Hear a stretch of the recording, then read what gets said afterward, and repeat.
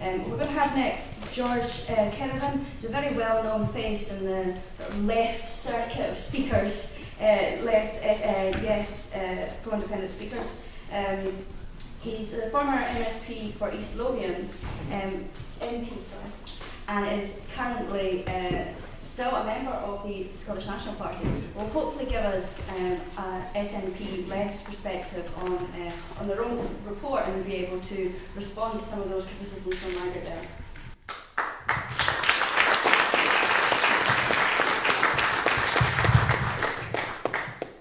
I won't dance with a microphone. Good morning. The last time I spoke at an SSP meeting was, I think, in the year 2000. And I talked absolute pish, I remember. Explain why it's been 18 years since they invited me back. So I'm very glad to be here. Let me try and put the Growth Commission report in a little bit of political context.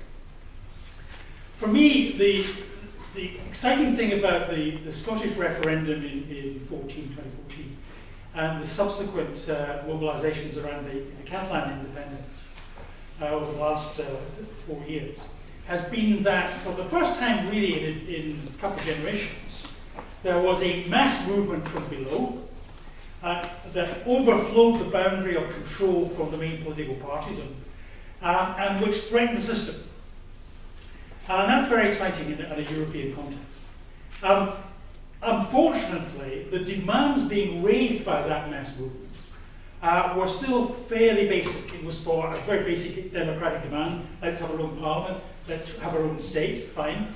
But behind that, of course, a feeling that we needed to have that parliament so that we could oppose austerity and the economic crisis that had emerged since 2008. But you and I know, I think, given the audience we've got here, is that a democratic demand that simply, let's have our own state, doesn't go far enough, because if we had won the referendum, we win the next referendum in Scotland and get our own state. If the Catalans get their own state, what policies do you then pursue? What programme do you then pursue? So the weakness in the mass movement has always been what actually you would use control of the state for. And if you don't have a proper programme, then of course simply having your own state is going to, you're not going to get you very much further forward, if at all. So it's in that context we have to challenge Andrew Wilson's growth report. The SNP hasn't voted for it as a mass membership yet, so it's still a commission that was largely convened and organised by Andrew Wilson. Andrew wrote most of the report. As I understand it, there were lots of members of the commission who did get to see the final draft. So let's not presume that it was produced in some kind of democratic process. Unlike some comments in the room, I actually think that the SNP is a social democratic party. Certainly the leadership team under Alexander from the early 1990s had a conscious project to transform the SNP from a kind of petty bourgeois Pujadist party into a mass social democratic party of the centre left, and I think they have succeeded. And certainly the SNP at the moment commands a bigger share of working class allegiance, certainly in voting terms, than any other political party. But a social democratic party, as we know, is not necessarily not at all a party that opposes capitalism. It's a party that certainly is in favour of regulation, in favour of redistribution of wealth, of trying to control and manage the system. But ultimately the SNP, just like the Labour Party and other social democratic parties, does not confront a break with the existing capitalist system. So the problem for the left in this room, within the SNP, outside the SNP, the left in the national movement, is how do we take the debate within that broad working class support for independence, how do we take it from where it is at the moment, simply around we want independence, to a conception of how we will transform the state and use independence to confront the capitalist system. So that means going well beyond where the SNP is at the moment. But it means going well beyond where the Growth Commission is. Because the Growth Commission, and Andrew Wilson wouldn't make any bones about this, it's simply, when you get to the bottom line, it's how do we run capitalism better? And it's a blueprint to say we can run capitalism in Scotland better than anybody else. Well, even if that was true, it presents us with a problem.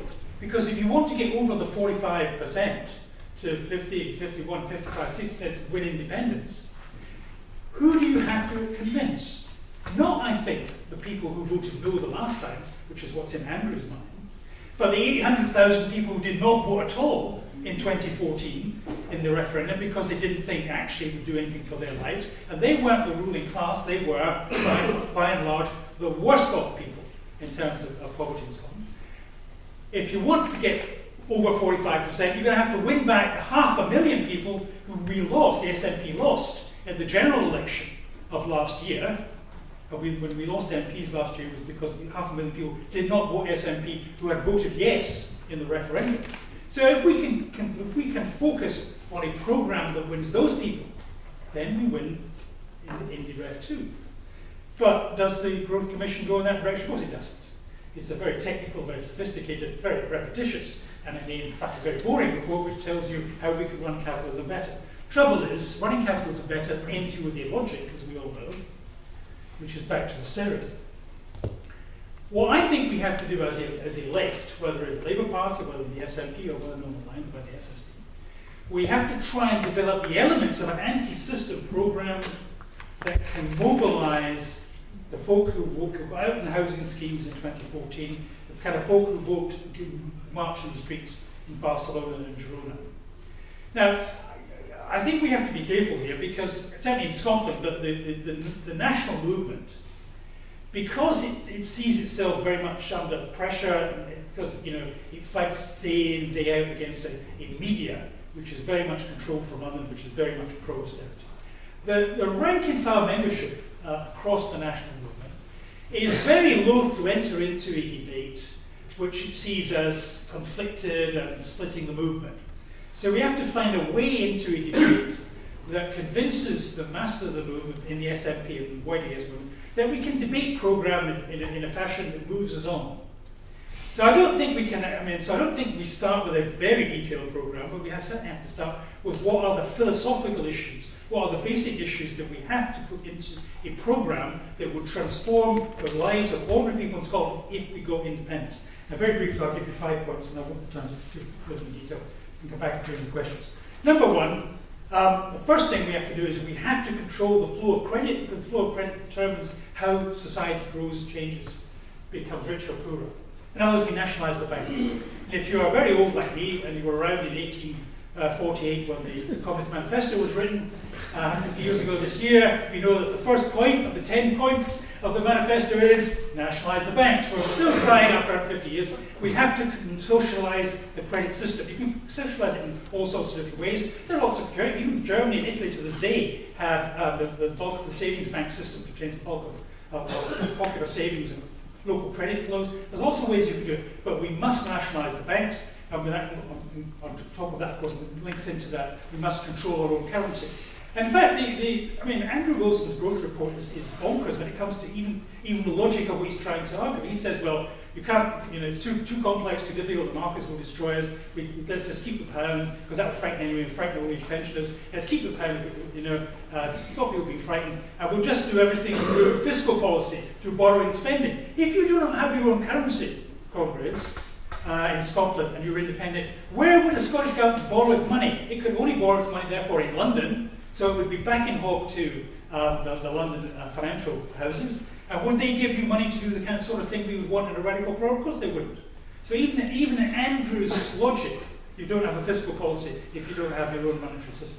So we have to nationalise the banks, we have to control credit, and that takes us down a line of having your own currency, having your own banking system, having your own bank regulation. I'll tell you the thing that really annoyed me about the growth report is I put in a position paper early on in the Growth Commission studies on how to regulate the banking system. Essentially, it crystallised everything the SNP members at Westminster had been demanding and lost vote after vote after vote in trying to reform the financial system in the UK. And I thought the very minimum that we get ended up in the growth report was that Andrew would simply take all the stuff we've been fighting for and lost at Westminster and say that's what we're now going to do, we have an independent Scotland. No, the growth report says the regulatory system we all have over our banks is exactly the one that exists at the moment, exactly the one that the bankers in London have managed to impose on us by rejecting all of the reforms that have been proposed in the UK banking regulation system since 2010. So actually it's even worse than you can imagine. So nationalising banks. Social social budgeting, technically, social budgeting. But there's no point in having a publicly owned credit system unless you know what it's going to lend the money for. And that is the big political weakness. The Scottish Government is legislating next year for a national investment bank. Great idea, great project. But I can tell you what's going to happen unless we move very quickly. That Scottish National Investment Bank will have a board run by ex-bankers who will be extremely risk-averse and they won't invest in anything very much, right? How do we get around that? It's not by putting Margaret and I on the board of the Scottish National Investment Bank, which should happen, by the way. But we need a popular understanding of what we're going to lend the money for, which means we actually hand over control, as they experimentally did in Brazil for a number of years. They've lost it. We hand to the popular audience and the popular movement broad determination of where money should be lent. Now, some local authorities, some SNP local authorities have started a little bit of experimentation with social budgeting, doing it in Fife. Great idea. Let's mandate, we can do it now, let's mandate local authorities in Scotland to decide whole sections of the budget in actual conversation with local communities. Actually give the money to the local communities to spend rather than council bureaucrats. And eventually extend that whole process of social budgeting to the community as well. We could do that. That would be a huge gain, and that would actually mean that most people would feel they had a stake in society. Point 3, we need centralised wage bargaining. Now, what a key demand of the neoliberal movement, right from 1980 on, was to smash national wage bargaining and break it down to the company level where the workers were weak. And that's why wages flatlined after 1980. So what we need to go back to is a system where, across industrial sectors, wages are set through annual national bargaining. It's mandated in law that the trade unions and the employers have to talk to the trade unions, and there's a state referee, and a wage bargain can be mandated on the private sector. And that's the way we raise the level of wages. And it actually means that workers in the smaller plants who are not strongly unionised, that we can actually impose a wage determination that keeps up with the standard of living and actually raises living standards and shifts the share of wages in GDP from capital back to wages. 2 minutes, 4 new there. Citizens' wage. We need a citizens' wage, a uniform automatic citizens' wage. It's partly to break the law of value. It's partly to break the fact that people have to work. But it's also a way of actually just humanising the state welfare benefit system. Again, the SNP is committed in a modest way to experimenting with that, but I think we could actually start to introduce a citizen's wage even before independence. But independence would give us the economic tools to deliver that in a major way. And finally, share ownership, public share ownership. Now, the Corbyn leadership team, John McDonald, who I've worked with in Westminster, have reintroduced, resurrected a plan from the 1950s and 1960s of the Swedish labour movement to impose a system where every company in Sweden it was over 50 workers, every company every year had to set aside 20% of its profits, convert those into shares for the workers in the industry, so that progressively over 10, 20, 25 years, the majority of shares would come into public ownership. Now, that's a reformist measure. It would be fought tooth and nail, and certainly in the model that I think John McDonald was proposing, and I think was the weakness of the Swedish model. If you do it company by company, the problem is, the workers in a small company end up owning the company, but they're still forced into the logic of capitalist competition and try to borrow money from the banks to invest. So it doesn't get you that far forward. My preference would be a model whereby we mandate companies year by year to set aside a proportion of their profits and transform them into shares. The shares go to a national sovereign wealth fund, so that collectively at the national level we end up nationalising everything. But that as a model, of course, just put that way, avoid the fact that they would end up in a huge class conflict. The people who were losing ownership would fight back. So that's a kind of uncertain situation. But at least by proposing, and I think this could be a bridge between the SNP and Labour lefts at the moment. By adopting that kind of programme, at least it raises the question of who owns capital, who owns the system. and the system should be publicly owned, and moving in that direction rather than fighting sector by sector, company by company, as we're doing at the moment. So there are what I'm really trying to say is that let's pick a series of broad issues where we need to establish a programme for independence. Try and find a way in getting broad support across the labour movement, inside and outside of the national movement, for those programmatic elements, and try and win general support within the Yes movement for that, so that when it comes to NUREV2, we are fighting for something positive and not this useless document, the Growth Commission report.